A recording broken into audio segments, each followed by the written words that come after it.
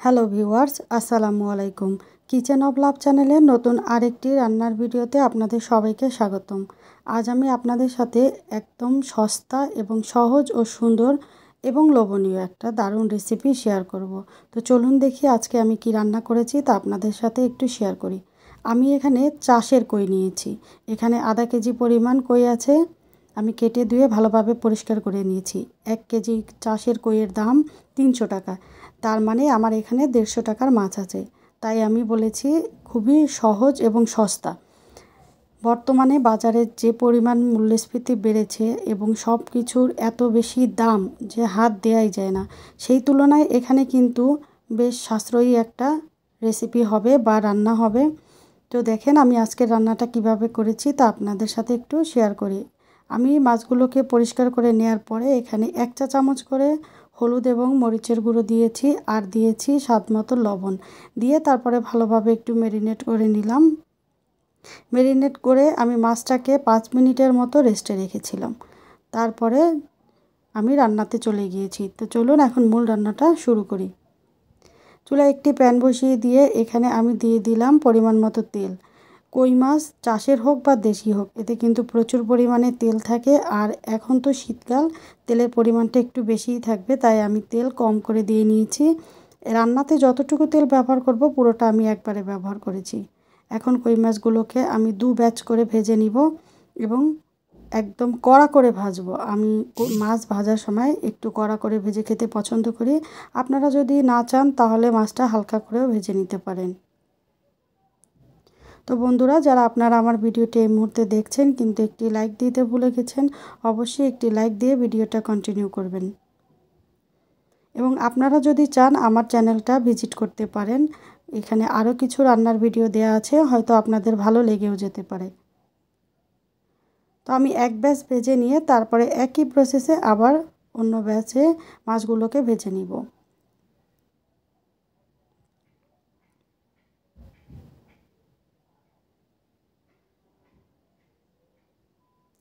চাষের খই যদিও খুব একটা স্বাদের হয় না, কিন্তু তারপরেও কি আর করার, হাতের কাছে যেটা আছে সেটাই তো করতে হবে।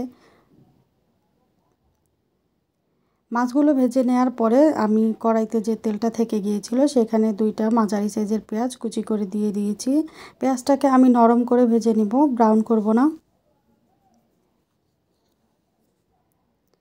আমার পেঁয়াজটা কিন্তু নরম হয়ে গিয়েছে। এখন আমি এখানে দিয়ে দিব অল্প একটু পানি।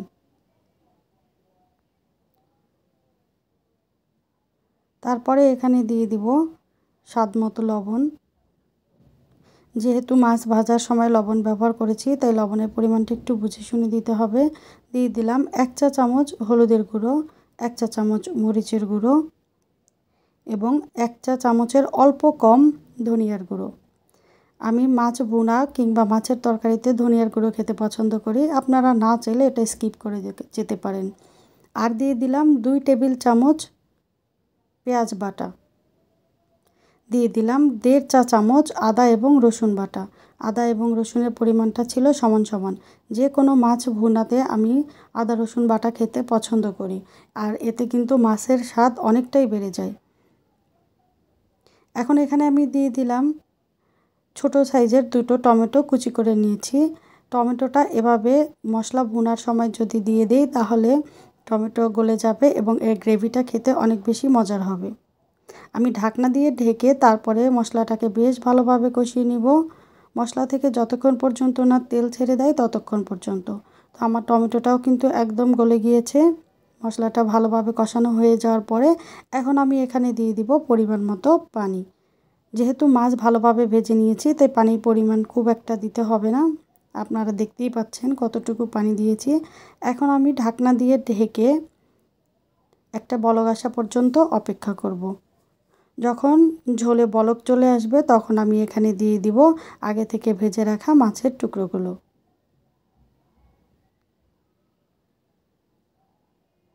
এখন ভালোভাবে একটু সেট করে দিব।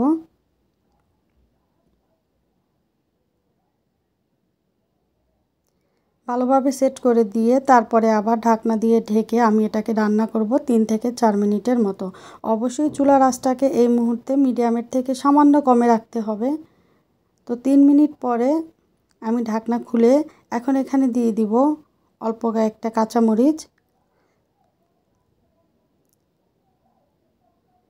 একটা মাঝারি সাইজের টমেটো এভাবে ফালি করে নিয়েছি। আবার ঢাকনা দিয়ে ঢেকে 2 মিনিটের মতো রান্না করব। অবশ্যই চুলার আঁচটাকে আগের মতোই রেখে তারপরে রান্না করতে হবে। এরপরে 2 মিনিট পরে আমি ঢাকনাটা খুলে মাছগুলোকে একটু উল্টে পাল্টে দিলাম।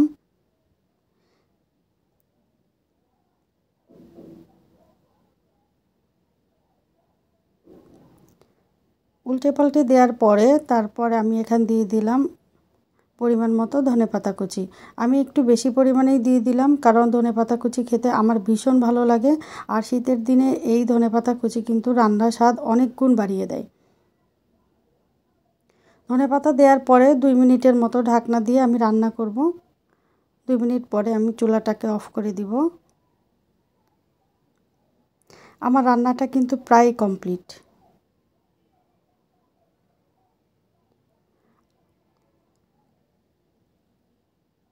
তো বন্ধুরা, আমার আজকের রান্নাটি যদি আপনাদের ভালো লেগে থাকে তাহলে বরাবরের মতো বলবো লাইক, কমেন্ট এবং শেয়ার করে দিবেন।